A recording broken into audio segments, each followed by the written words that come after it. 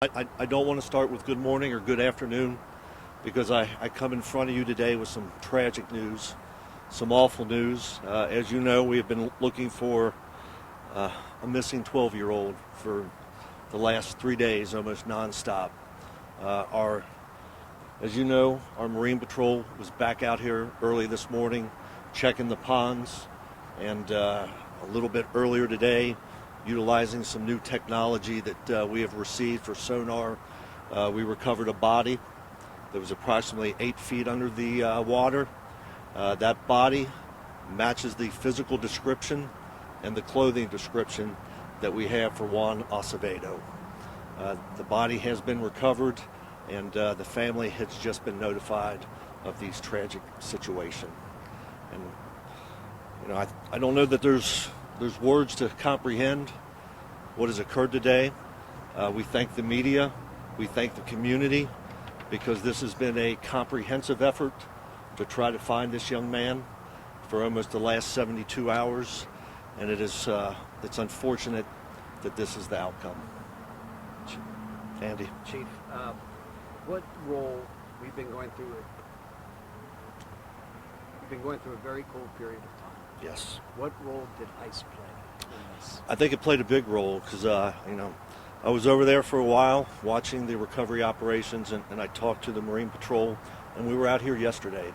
I think you've all seen it. We've exhausted every possible resource that we have, from the bloodhounds from other locations, from Hampton Roads and VSP, our mounted patrols, everything that we have, we've put into play to try to find Juan. And we were out here yesterday and had drones overhead.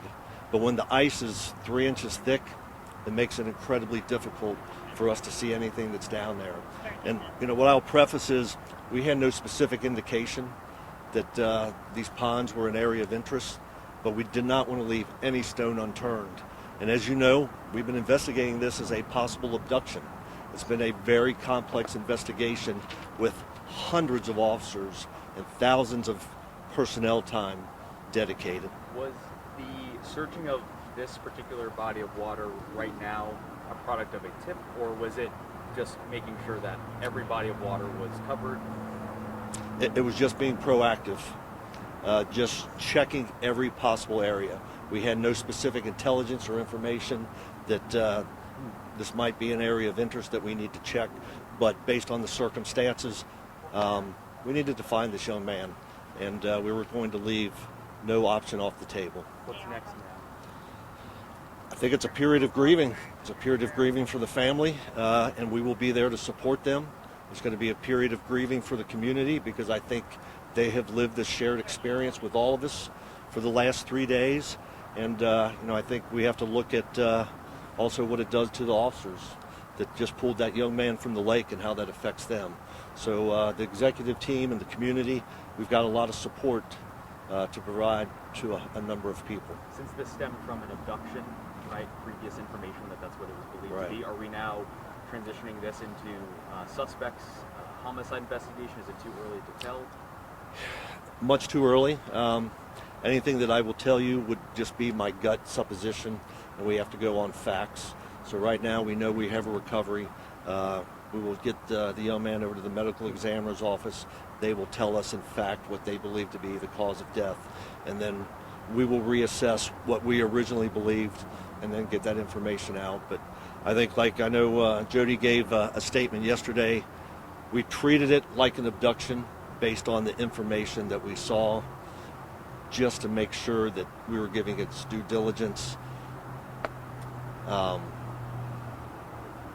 Is this believed to be an accident, or were there any injuries to him? It's too early for me to speculate on that one.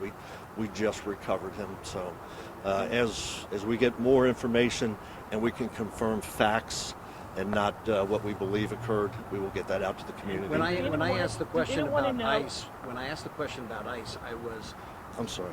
When I asked the question about ICE, I was asking it in the context, could he have fallen through while walking on ice? But you are at what point telling us about ICE and the cause of this?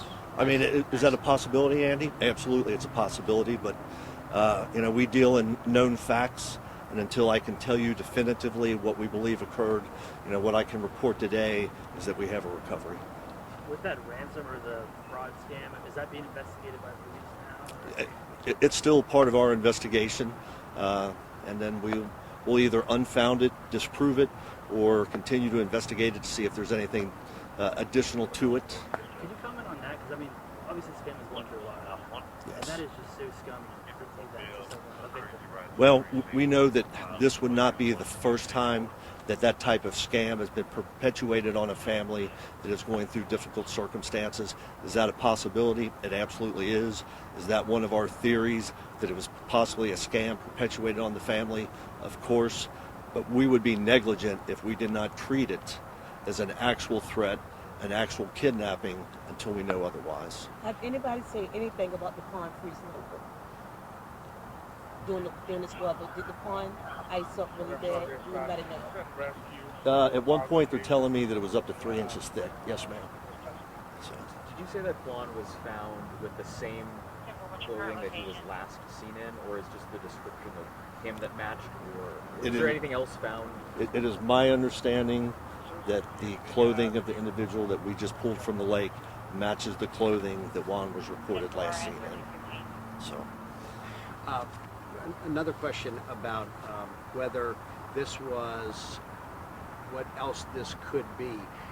Is there any reason to believe that whatever was going on with trying to get money from the family, I think, for the folks at home, can you just give a quick wrap on that part of the story? And did they actually give $500 to someone? That is my understanding, that during the original Facebook Live request for people that may have seen Juan to come forward, there was a request through social media communication for $500, which at some point either the family or someone on behalf of the family paid with no additional communication. We would be derelict not to continue to investigate that until we know otherwise. Because someone got $500. They did. Is there a threat to Do we know who that person could be? We are still trying to follow that up, Andy. We don't know that yet. Unfortunately, because it involves out-of-state transactions, we need search warrants, subpoenas to try to identify who that individual was that received that money, and then work with those local authorities. And no, Alex, at this point, I don't think there's any threat. But what I can speak to is the facts. And with what recovered, what occurred here today, we still have a lot of investigation.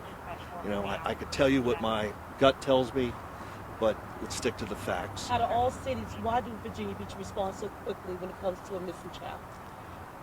I think we've learned some hard lessons, Rhoda, that we have to prioritize this, and that sometimes those missings do result in horrible circumstances. And I think it would be very hard on all of us to look at each other and look in the mirror if we didn't feel that we did everything under our power to bring that young person home. So I would be remiss if I didn't ask you, Chief. Do you want to share with us what your gut tells you? Not at this time, Andy. I think we all have a certain feeling on what may have occurred, and I think maybe you alluded to it, but as the police, we deal with facts and not what we think may have occurred. So let me get some more facts, and then I will communicate that to all of you in the media so that we can get, I don't want to say closure, because how do you ever get closure on something that's tragic, but some understanding. So I thank you. Thank you, Chief. Thank you, Chief.